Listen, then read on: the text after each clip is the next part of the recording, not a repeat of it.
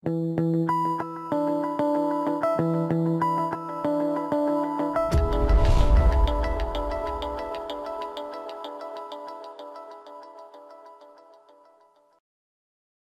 guys, this is Verneer for cardrunners.com, and I'm bringing you a video of Hey It's Clay's play.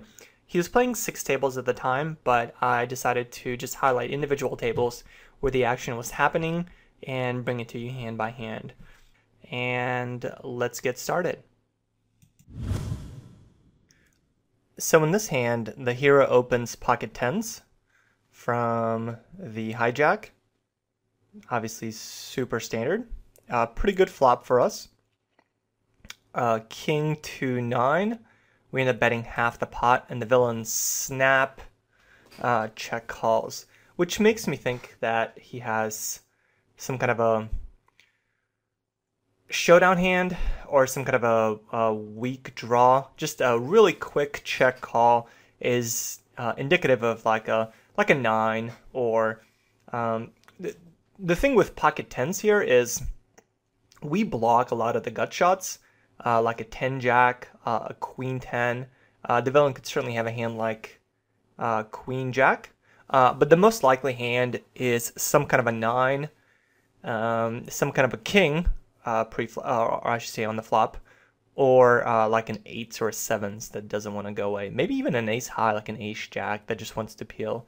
So the king is a very good card. A 9 would be a very bad card because with the king coming, it reduces the likelihood of the villain having a king, and we are still ahead of a 9.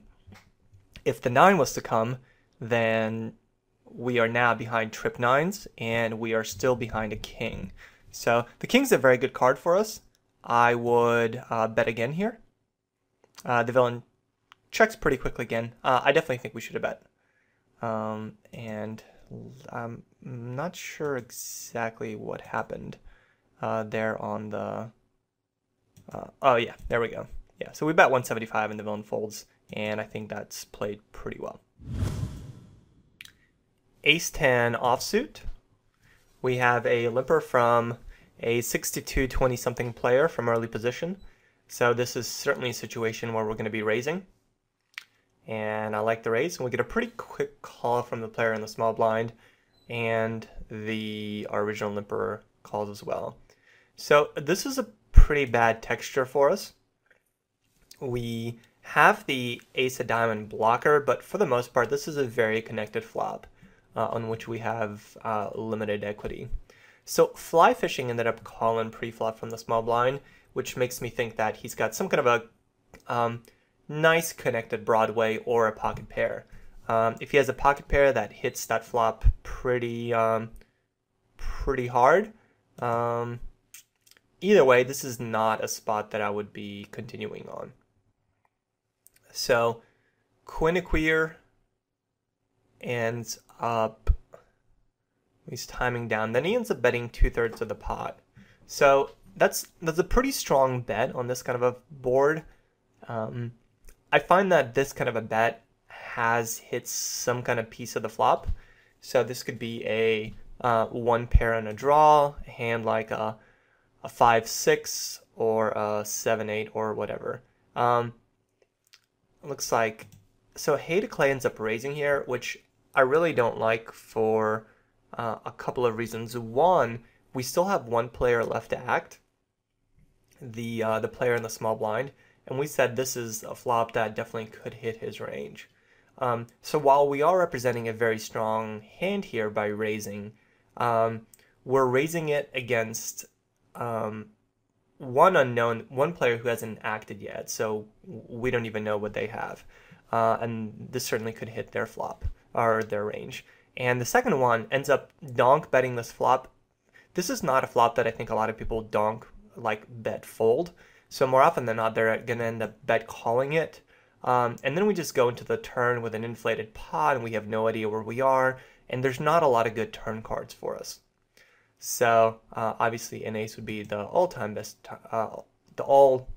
just the best turn card for us. A 10 would be okay as well, but just a lot of bad turn card for us.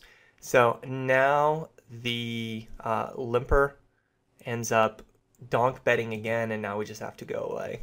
So I do think there's merits in erasing a donk bet sometimes, but both this flop and the setup I thought were not the right place to do it. Pocket threes, we face a button raise from a 45-30 player. This is a spot where the player's playing so many hands. I think that it's actually okay to call here. So yeah, the player's just playing a very wide range of hands. I think they're going to misplay post flop often enough to where we can profitably end up calling here. I don't like 3-betting. The reason I don't like 3-betting, now there's times where I think 3-betting or folding a pocket pair from the small blind is the right play. I think 3-betting when you're deep with somebody is a good idea, but the problem is against this player, we don't know too much about them. We don't know how they're going to play post flop. We don't know how often they're going to be folding pre-flop to our aggression. So with so many unknowns, and just looking at this player and kind of having played against these players before, they're not going to be folding a lot pre-flop, which means we're going to have to win it on aggression post-flop, and threes just play really badly in that situation. So I don't like inflating the pot here pre-flop. A hand like King Jack offsuit, I would like it much better. It flops a much more merged range here. So now we end up checking really quickly, and I think if you do end up 3-betting this, I mean, take a stab at the ace 10x flop, and now we end up having to check fold.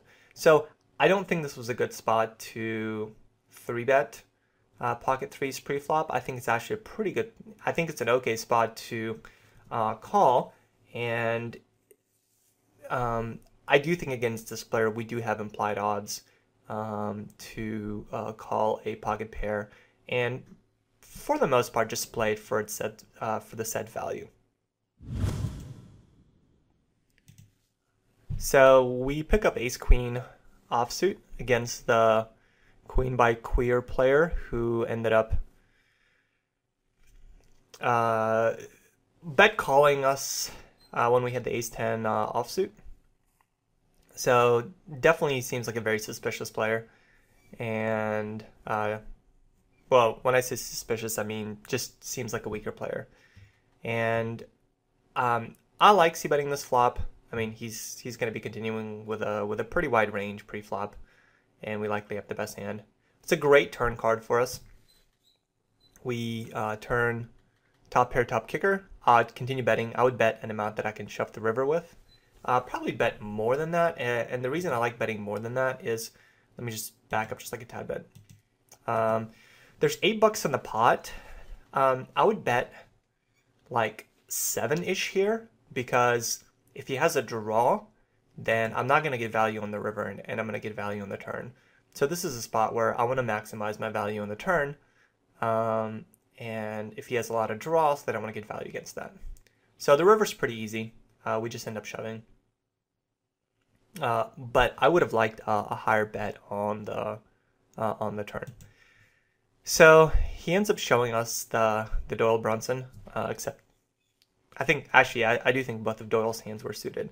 So he ends up showing us the 10-2 with flopped top and bottom 2 pair, and ends up winning the hand, which is definitely a very frustrating situation, because you end up 3-betting a player who, you know, raise calls this pre-flop, and this is definitely a spot where you can end up going on tilt after a hand like this. So we jump ahead, same player, the queen by queer. Definitely a player that I want to be playing hands against. I'm going to be playing a lot of hands against this player, just because I think they're going to misplay hands post flop, and yeah, I mean just seems like a very fishy player that I'm going to have an edge against. So good flop for us. We flop a flush draw and a gut shot.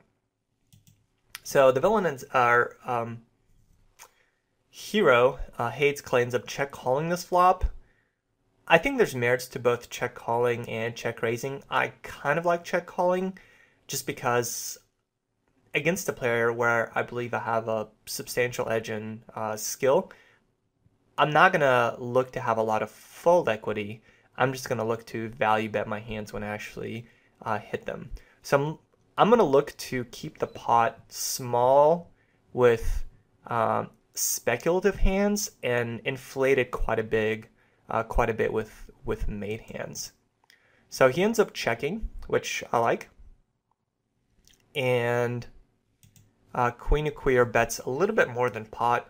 I would still call here, and then lead quite big if I hit. So Hades Clay ends up folding. I'm not sure why he ended up folding. I wonder if it's still kind of tilt from the ace-queen hand. It could be like reverse tilt. But I think with a gut shot and a flush draw, especially against this kind of a weaker player, I do think the turn is a call, and we can play the river fairly straightforward. So we'll stick with the table with the Queen of Queer player. We end up picking Queen Jack offsuit against him on the button, and this is definitely a 3-betting hand. So just seeing how he's playing, having 2 connected broadways is just an absolute monster against him at this point.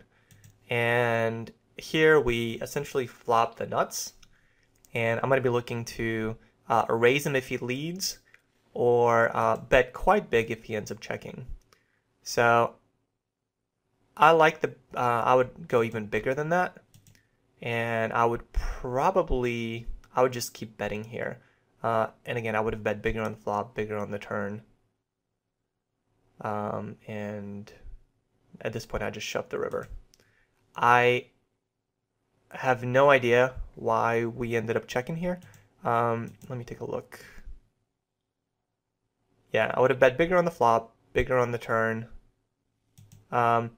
I don't know if Hades Clay realizes that he has a straight or not. If he doesn't, then again, I think that's a tilt situation where, yeah, I don't know. I know sometimes when I tilt, I will misread the board, but this is a clear value bet or even a shove. Probably not a shove, but probably a value bet on the river there with a straight. Pocket jacks, we pick him up in the small blind. We have a limper from a loose recreational player. And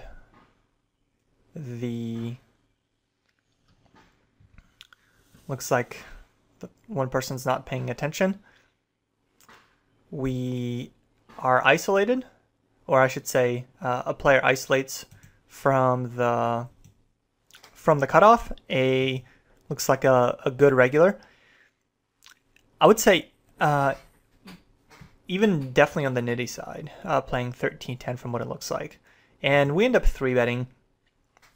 There's merits to both 3-betting and flatting here. I like, well, so when you 3-bet, most likely you're going to get one call, most likely, from the regular, or he's going to 4-bet you. If he 4-bets you, then you should just fold. We want to be playing the hand against the kind of the weaker player that ended up limping here. So from that perspective, limping can be a good thing because he's going to, or not limping, just overcalling here because he's going to be coming in with all kinds of weaker hands, and jacks played pretty well against him. So by 3-betting, we isolate ourselves against the cutoff, against whom we don't really want to play. By flatting, we encourage the other person to come along, the weaker player. So yeah, jacks are a strong hand, but there's merits here too. I would say I would lean towards flatting here, just to keep in Ojon's weaker range. Now, yeah, you do expose yourself to overcards coming on the flop, but I mean, there's that's just a risk reward calculation. So I think anytime we have a chance to play a hand against the weaker player, and keep them in the pot, we should do that. Or I should say, if we can isolate ourselves against the weaker player, we should do that. Otherwise, we should find a way to, stay in the pot. So the person ends up putting this very small 4-bet, and they're a nit over a relatively large sample size. So at this point, we should just fold. And let's see what Hayes Clay ends up doing. I don't like shoving here. You're either crushed or flipping. He's got a wick. He's got a note on there that says weak nit, and against a weak nit, you should just end up folding. Especially given the way it's 4-bet. Looks like he's thinking about calling, but I do like the fold here at this point. I think that if Ying Yi was playing a marginal hand here, they would end up flatting or folding. Just the way the hand went down. So I like the fold, but keep in mind that jacks, you don't have to 3-bet them every time. In this case, there might have been merit. And I mean, I'm not just being results oriented. Like, what I'm saying is we isolate ourselves. We either keep the weak player in, or we isolate ourselves out of position against the nit with jacks. So I would say keep the player in. We pick up pocket kings in the cutoff. Definitely a hand that makes me very happy to see, especially with a weaker player in the big blind. And we flop top set, which in some ways is nice, but in other ways I would almost rather flop bottom or middle set, just because that way, ideally I would flop bottom set in this on this board versus this player, just because that way there's more ways for them to have middle pair or top pair or things like that. But anyhow, I mean, we'll take it, especially on a draw heavy board. So I would bet like $1 here with the kings. Probably bet a little bit more just because I'm either going to get action or I'm not. And he instantly min raises us. I would continue putting money in. His most likely hand is some kind of speculative hand, so I would make it like $5 here.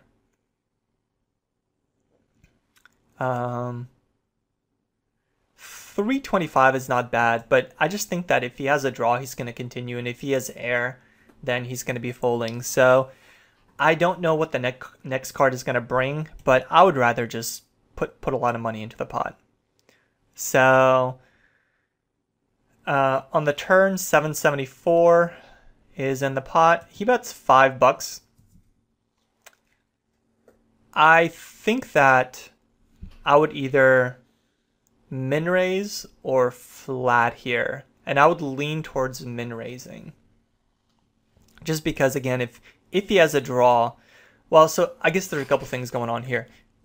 If he has a draw, then he's gonna call the min raise, but if he doesn't hit, he might end up just check folding the river, or he might end up shoving. So if he has air, our best play obviously is to call. If he has a draw, then our best play is to min raise. I don't like shoving. I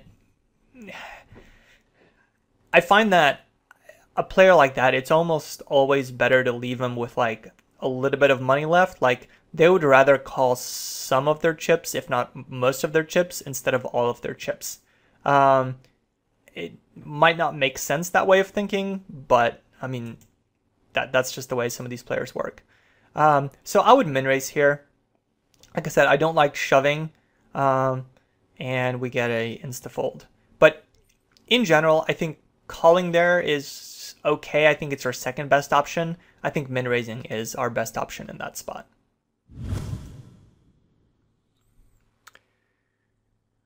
Ace 5 suited. We have a limper from, looks like a 80% stack.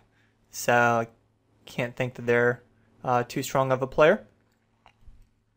And we, looks like there's another limper. I don't mind raising or checking here. I think in general, I don't think checking here and keeping the pot small is bad, especially since we're out of position. In position, I think I would isolate it against these two players.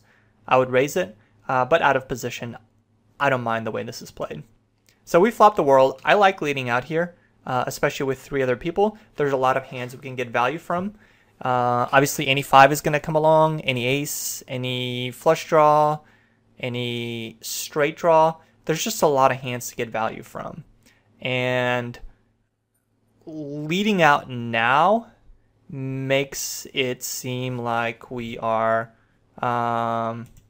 weaker than we actually are. We get min raised, and I think it's a pretty trivial call in position, especially against the player who's got the shorter stack. So he's in the small blind, so he can have anything. Most likely he has a some kind of a 5. At this point, I would just call again on the off chance that he's bluffing. He's got so little of a stack left. Obviously, if he has like a 5 and a 2 or a 3 come out, then he might be scared, but he's just going to end up putting it all in. So I think flatting here in position versus his stack size is the best play, just on the off chance that he does not have. So we would have gotten all the money in, but I just think there's no downside in flatting there. We pick up ace king offsuit. Definitely a good hand. We're pretty deep against some of these players. So we get 1 call from the cutoff, and we flop a gut shot and 2 overs. This is a spot where I like to check call, because I think out of position we're going to get owned a lot, especially given the deep stack sizes. This is a spot where it hits their range a lot better than it hits our range. And he can just represent so many hands here. And even if I have a hand like aces or kings or queens, I would often check call here. So I think if you're never check calling, then you're it's just a component of your game that you need to work on. So I'm not saying, hey, it's Clay never check calls these kind of flops, but I would recommend that he and everybody else look in their database and look how often they check call as the pre-flop raiser. So we do end up getting raised. At this point, I actually think we have the odds to call, but the problem is we've got some major reverse implied odds, because now I don't think, like, if the villain has a hand like ace jack, then an ace is no good for us. I think it's less likely. I think with a hand like ace jack, the other player would just end up flatting. So I think he's representing hands like jack 10, jacks 10s and 7s, maybe a hand like 8 9. The thing is, like, there's a lot of legitimate hands that he can have against which we're drawing very slim, and there's a lot of bluffs he can have here as well. So that's why I like to just check call this kind of a flop. Keeps the price down, lets me see another hand, and I do have legitimate outs. But as played, I think I would. Well, I mean, there's the problem with the queen coming is we might not end up getting paid off. So if we were in position, I would definitely end up flatting. Out of position, it's going to be tricky to get paid. So I do think there's probably just merits in just folding at this point. So I like the fold, but yeah, consider looking at your database, and this is not just, hey, it's clay, and looking at, as pre-flop raiser, in what situations do you end up check calling the flop, and see if you ever do it with an overpair. 3-4 suited on the button. We have a limper. I like isolating that. I don't like overlimping. On the button, I would just go ahead and isolate it. You got the initiative. You're going to be able to continuation bet a bunch of flops. So here I would, yeah, I like calling here. We're drawing to the lower end of the straight on a flush draw board. And now a 7's not going to be as good. Once he checks, I would go ahead and bet that, just because, you know, like we've got 4 high, which isn't great. And if he's got nothing, we might be able to take it down. You don't have to bet a lot, but on the turn when he checks, I would just bet it. And on the river, if he ends up betting, I would just fold. We've got bottom pair, the flush hits, we could have the flush. I don't think I would even call here. And I don't like raising just because, like, sometimes I would raise here because I think that he might have just some kind of a weird hand and is like block or bet folding. But without knowing anymore, I would just end up folding there. So I think on the river, I think folding is best. I think raising is second best, and I think calling is, I don't like calling there. So that is it for the video. If you have any questions or comments, please let me know. And as always, good luck at the tables, guys.